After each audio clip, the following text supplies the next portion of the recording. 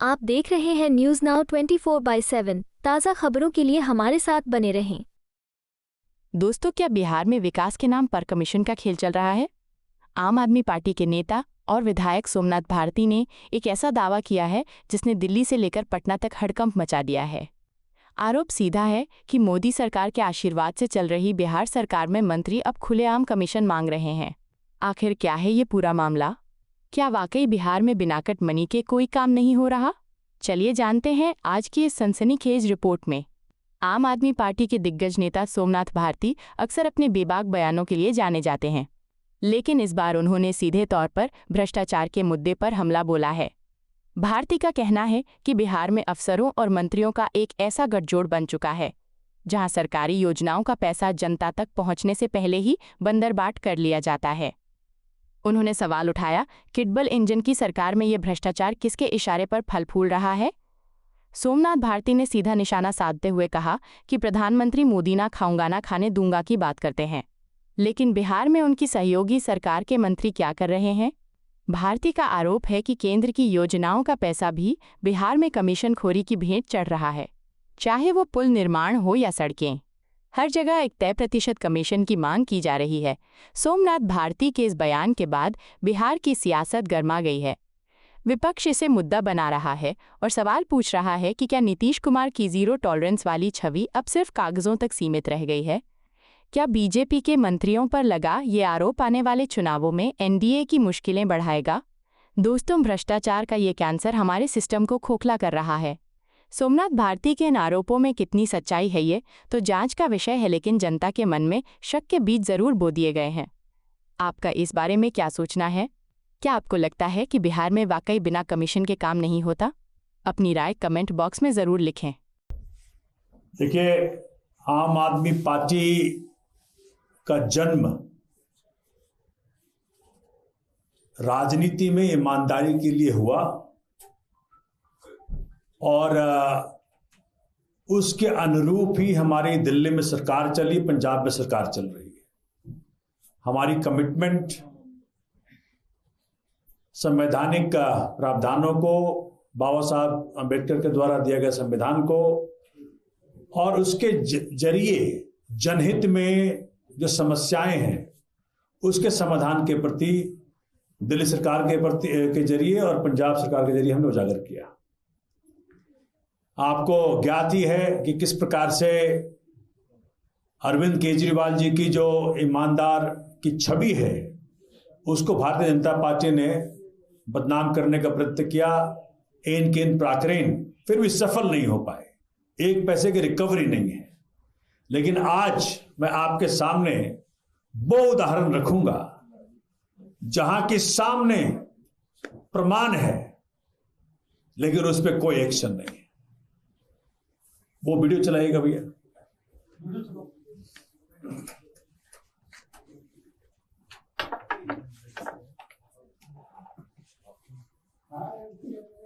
थोड़ा थोड़ा तेज करो। हम शुरू से 5 करोड़ मिला हो ना भाई, अगर 10 पैसा मिले है शुरू से हर एमपी एमएलए कमीशन लेगी। हम 10 साल वाला काली के 5 करोड़ मिला हो ना भाई, अगर 10 पैसा मिले है तो 40 पैसा नहीं 40 लाख हो निकलो। सब पार्टी के हम दिल्ली की ले में गाड़ी खरीद तो मेरे घर खुलना कर न करे सचिन का दोष है। और फिर यहू साल अगर करवा तो हमारा पैसा की जरूरत नहीं है। हम वो 2 साल से वो 40 साल 80 लाख को नहीं, 80 लाख को पार्टी को का मामूली बात है जी। 80 लाख तो कम से कम 10 बाबा न 5-10% पर जाए तो 5% पर दावा तू 5% पर लेकर के करा तो कहने का मतलब हमारा पास ताकत है, हम कर सके, खाली मन बना के। आपने इनको पहचान लिया होगा। ये माननीय मंत्री श्री जीतन राम मांझी जी हैं, जो कि बिहार के पूर्व मुख्यमंत्री भी रहे, अभी सिटिंग मिनिस्टर हैं माननीय मोदी जी की कैबिनेट में। 1980 से ये राजनीति में है और कई पदों पर रहे, सांसद रहे, विधायक रहे। जो आपने स्टेटमेंट देखा उसमें इन्होंने साफ साफ एक बात कही कि हर एमपी हर एमएलए कमीशन खाता है, 10% कमीशन खाता है डेवलपमेंटल वर्क्स का जो फंड मिलता है उसमें। इन्होंने बिल्कुल उसमें कहीं कोताही नहीं बरती, साफ साफ कह दिया ये अपने विधायकों को और अपने सांसदों को, अपने पार्टी के नेताओं को एड्रेस कर रहे हैं पब्लिकली। और 21 दिसंबर 2025 का ये वीडियो है, इनका जो पार्लियामेंट्री कंस्टिट्यूएंसी है गया जी, वहां का ये वीडियो है। और उसे बाद में प्रमुख अखबारों ने, प्रमुख चैनलों ने अपने माध्यम से प्रकाशित भी किया। बताया भी, मेरे पास हिंदू का वो जो प्रिंट है वो ये है, साफ साफ इन्होंने प्रिंट किया, कहा कि जी every MP and MLA takes commission. ये कह रहे हैं, चुप्पी है। क्या कहा? 10% ले रहे हैं, 10% लेना है आपको, और 10 नहीं तो 5% तो लो ही। मैं तो पढ़ के इनका जो पूरी वीडियो है उसको इसमें हिंदू में बताया है। इन्होंने जो है कहा कि भैया अपने बेटे को बोला है, इनके पुत्र श्री संतोष कुमार सुमन जी जो चुनाव ना लड़े बिहार में और मंत्री बना दिया गया, उनको बोल रहे हैं कि जी ख्याल रखना, अगर ये लोग ना करें तो तुम्हारी ड्यूटी है, तुम पार्टी प्रेसिडेंट हो। ये कह रहे हैं कि तुम्हारी ड्यूटी, तुम पार्टी प्रेसिडेंट हो, तुम्हें सुनिश्चित करना है कि तुम्हारे एमएलए एमपी 10% लें, और बाकी बातें तो हैं जो वो पॉलिटिकल करते रहते हैं। इसके देखिए, मेरे हाथ में संविधान की किताब है, आपने कई बार कई और नेताओं के जरिए देखा हुआ है इसको। इस संविधान के अंदर जो बातें बाबा साहब अम्बेडकर ने कही कि कॉन्स्टिट्यूशन तो जो हमने ड्राफ्ट कर दिया, लेकिन अब इसका ये किस प्रकार से देश की सत्ता को चलाएगा, ये उस पर डिपेंड करता है कि सत्ता किसके हाथ लगेगी। ऐसा उन्होंने कॉन्स्टिट्यूशनल डिबेट्स में कहा 4 नवंबर 1948 को। फिर केवी कामत साहब ने यह बात कही 3 दिसंबर 1948 को कि legislature composed of persons without character would degenerate into a chamber of intrigue, bargaining and corruption. Ambedkar sahab ने फिर कहा, it is perfectly possible to pervert the constitution without changing its form by merely changing the form of the administration and the character of those who are called to work it. Jawaharlal Nehru ji ने कहा 16 जून 1949 को, ये public man are corrupt, democracy becomes a farce, whatever the constitutional forms may B.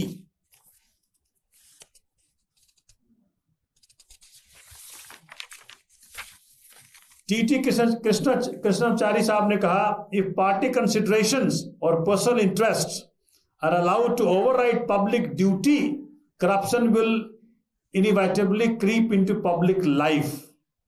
Ambedkar sahab ने फिर कहा 25 नवंबर को 1949 को, in politics hero worship is a sure road to degradation and eventual dictatorship. इस परिप्रेक्ष्य में मैं स्टेटमेंट को देख रहा था, और ये सुप्रीम कोर्ट ने कई बार इस प्रकार की बातों को धड़ल्ले से कहा। Manoj Narula versus union of India में कहा कि democracy expects prevalence of good governance and constitutional trust, regrettably criminalization of politics is a bitter manifestation of the same.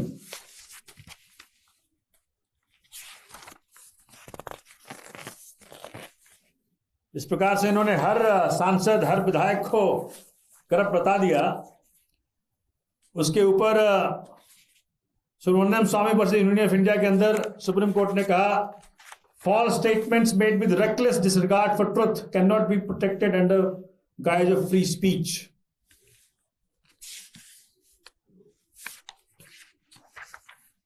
State of Bihar versus Bal Mukund Shah में supreme court ने कहा, public offices are held in trust for the people and are not meant for personal enrichment. इस प्रकार से supreme court ने बार बार इस पहलू को आगे रखा है, लेकिन खुल्लम खुल्ला ऐसा स्टेटमेंट आज तक हमने कभी भी किसी ने भी, मैं आपसे उम्मीद करता हूं, आप अगर आपने कभी ऐसा देखा होगा बताइएगा मुझे, लेकिन सरकारें चुप है।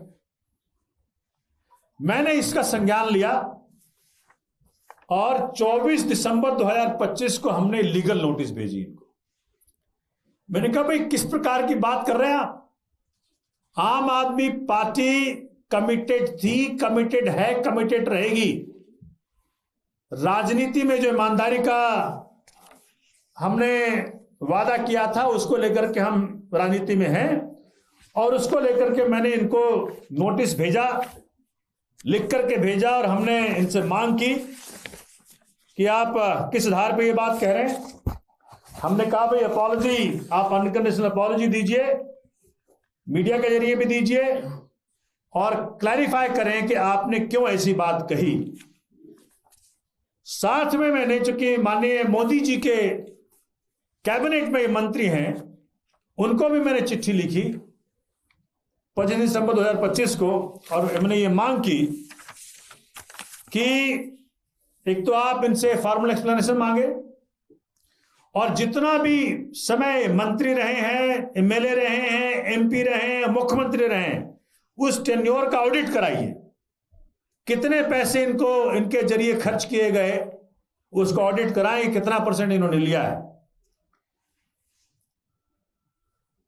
साथ में मैंने चिट्ठी लिखी माननीय नीतीश कुमार जी को भी उसी दिन, ये भी चिट्ठी है, और उसमें मैंने मांग की कि इनके सुपुत्र को आपने मंत्री बनाया बगैर जनता के द्वारा चुने हुए, तो कृपया करके ध्यान रखें, चूंकि माननीय मांझी जी ने अपने सुपुत्र को कहा है कि भाई ख्याल रखना अपने सांसदों विधायकों को कि कहीं वो लेना ना लें, ये ख्याल रखना है। अरविंद केजरीवाल जी कहते हैं कि भाई ख्याल रखना कहीं को हमारे लेने ना लगे, उस पर एक्शन लेना है। मांझी जी कह रहे हैं भाई ख्याल रखना कोई ऐसा ना हो कि ना ले। तो मैंने कहा कि भाई आप इनको ऑडिट कराएं और विजिलेंस रखें, लेकिन ना तो मोदी जी की तरफ से और ना तो माननीय नीतीश कुमार जी की तरफ से, जो सुशासन बाबू कहलाते हैं, कोई जवाब है। क्योंकि मैं बिहार से ही आता हूं, मुझे मालूम है बिहार में किस प्रकार गरीबी है, किस प्रकार की मुसीबतें हैं, और जिस कम्युनिटी को रिप्रेजेंट करके माननीय मांझी जी बने हैं मंत्री, मुख्यमंत्री, उस कम्युनिटी का क्या भला करेंगे ये मुझे समझ में नहीं आता, जो व्यक्ति अपने घर को भरने के लिए खुल्लम खुल्ला इस प्रकार की बातें कर रहा है। अब मेरे पास जवाब आया जीतन राम मांझी जी का, ये देखिए, उसमें इन्होंने कहा है, बड़ा इंटरेस्टिंग है, कहता है कि कह रहे हैं कि मैंने कभी भी ये नहीं कहा कि एवरी एमपी और एमएलए टेक्स कमीशन। मुझे बताइए, जो लोग बिहार में रहते हो या बिहार से थोड़ी बहुत वाकिफी रखते हो, भाषा समझते हो, तो उन्होंने क्या कहा अभी? तो ये एडमिट करने का भी दम नहीं है। अरे करिए ना एडमिट कि हमने कहा ये बात, वीडियो प्रमाण है, हर जगह छप चुका, चल चुका। ना तो मोदी जी को चिंता है, ना तो इनकी अपनी पार्टी को चिंता है, ना नीतीश जी को चिंता है। और उन्होंने कहा कि जी मेरा स्टेटमेंट को टेम्पर किया गया है। अगर टेम्पर किया गया तो भाई जिन्होंने छापा है, पीटीआई ने चलाया है, हिंदू ने चलाया है, तो क्या आप लोग को डिफेमेशन केस किया उनके खिलाफ? और ये कह रहे हैं कि जी नहीं हमने कहा है कि जी कुछ लोग हैं जो कमीशन लेते हैं। भैया तो कह रहे हरा, ये तो अपने पार्टी का बता रहे हैं कि भैया तुम लोग लेना शुरू करो, लेना जरूरी है। तो इस परिप्रेक्ष्य में मैं आपके सामने बात रखना चाह रहा था, और मांग करता हूं कि जो मैंने मांग की है कि जब से, चूंकि इन्होंने मना कर दिया कि हमने ऐसा कहा नहीं, और कह रहे हैं कि हमने डिफेम करने की कोई मेरी इरादा नहीं था, लेकिन डिफेमेशन तो वो साफ साफ कर रहे हैं। हमने मांग की है कि इस प्रकार से उन्होंने करप्शन को नॉर्मलाइज कर दिया है। मतलब एक तो है कि भाई कोई छुप के करता है, कोई शर्मिंदगी से करता है, लेकिन मोदी जी के राज में मोदी जी का मंत्री करप्शन को नॉर्मलाइज कर दिया है। हाँ, कह रहा है भैया खुल के लो, 10% तो लो ही डेवलपमेंटल वर्क से, और 10 नहीं तो 5 तो ले ही लो, खुल के कहा है। लेकिन ना तो मीडिया इसकी बात कर रही है, ना भाजपा इसकी बात कर रही है, ना नीतीश जी इसकी बात कर रहे हैं। इस पे कोई प्राइम डिबेट नहीं होता। अरविंद केजरीवाल जी के ऊपर इल्जाम लगा करके उनकी जो आपने जो फजीयत करने का प्रयत्न किया, एक नया पैसा कहीं निकला नहीं। सुप्रीम कोर्ट से भी इस प्रकार की डांट पड़ी आप लोगों को, बीजेपी को पड़ी, सीबीआई को पड़ी, ईडी को पड़ी। लेकिन जहां मंत्री खुल्लम खुल्ला एडमिट कर रहा है, ना तो उस पे ईडी का रेड है, ना उस पे सीबीआई का रेड है, ना मोदी जी का स्टेटमेंट है, ना नीतीश जी का स्टेटमेंट है, तो हम क्या माने? मैं चाहता हूं कि आपके जरिए इस देश के अंदर हर व्यक्ति तक बात पहुंचे कि किस प्रकार से खुल्लम खुल्ला मोदी जी के राज में करप्शन को नॉर्मलाइज कर दिया गया है, और डांट भी रहे हैं माननीय मांझी जी अपने बेटे को, और किस प्रकार से बाबा साहब अम्बेडकर के सपनों के भारत को धूमिल करने का प्रयत्न कर रहे हैं। क्या सोचा था हमारे संस्थापक साथियों ने, हमारे फोरफादर्स ने, जिन्होंने संविधान बनाया, और देश कहां पहुंच गया है। आपको यह वीडियो पसंद आया हो तो इसे लाइक करें, हमारे चैनल को सब्सक्राइब करें।